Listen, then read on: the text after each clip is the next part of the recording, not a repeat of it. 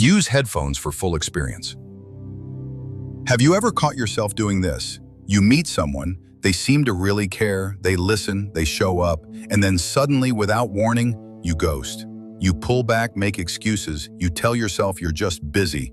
But deep down, you feel something twist in your chest, something that whispers, "This is too much. They're going to leave anyway. Might as well leave first." And what hurts the most? You don't even know why you're doing it. You're just tired, confused, lonely, and scared of being close. But you weren't always like this. So what changed? Let me ask you something honestly. Do you feel like you're hard to love sometimes? Like people are getting too close, and that closeness becomes suffocating? So you pull away, not because you don't care, but because it feels safer to stay guarded. If you've ever distanced yourself from someone who genuinely wanted to love you, or ended things before they even got too deep, or felt anxious when someone said, "I'm here for you," you're not broken, you're not cold, you're protecting something. But that protection, it may be building walls so high that not even you can climb back in. So why do we push people away, especially when all we want is to feel loved and seen? Psychologists often trace this back to two core fears: fear of intimacy and fear of abandonment. Let's break it down. Fear of intimacy sounds like, if I let them in, they'll see the real me, and maybe they won't like what they find. I've been hurt before, and I won't survive that again. You build walls not because you don't want connection, but because deep inside, you fear it will come with pain. And then there's fear of abandonment. You crave connection, but also expect it to vanish. Because maybe in the past, love came with conditions, or it walked away when you needed it most. So now your brain plays a trick. It sees love and thinks danger. You start noticing patterns. You overthink replies. You test people to see if they'll leave. You sabotage good things just to prove yourself right. And here's where it gets deeper. Your nervous system may have actually learned that love equals unpredictability.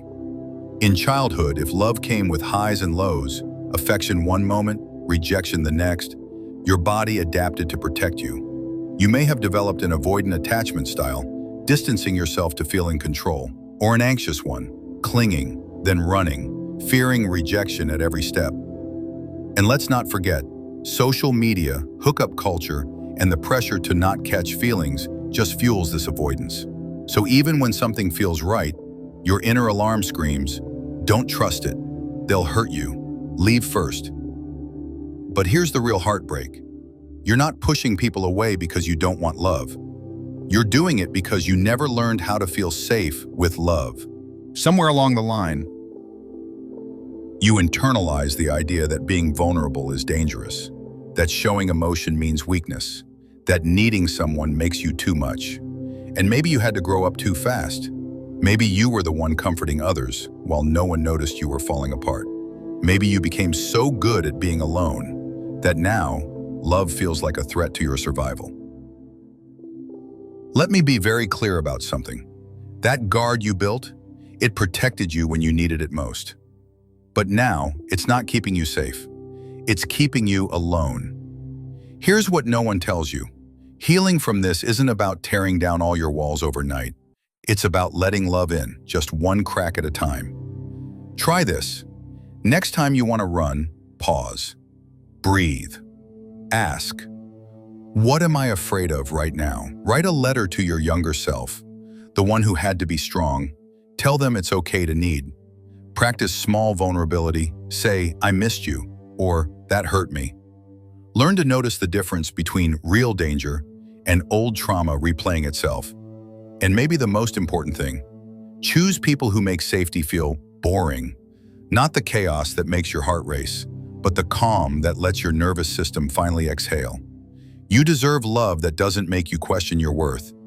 If this video felt like I was talking right to you, it's because I know this pain, and I know how lonely it feels to be afraid of the very thing you crave.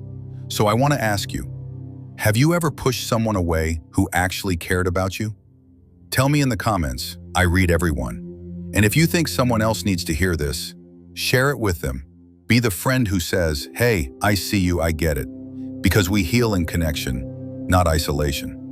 And I promise you, you're not too much. You're just learning how to feel safe again. This is Decoded Feelings. Let's keep decoding together.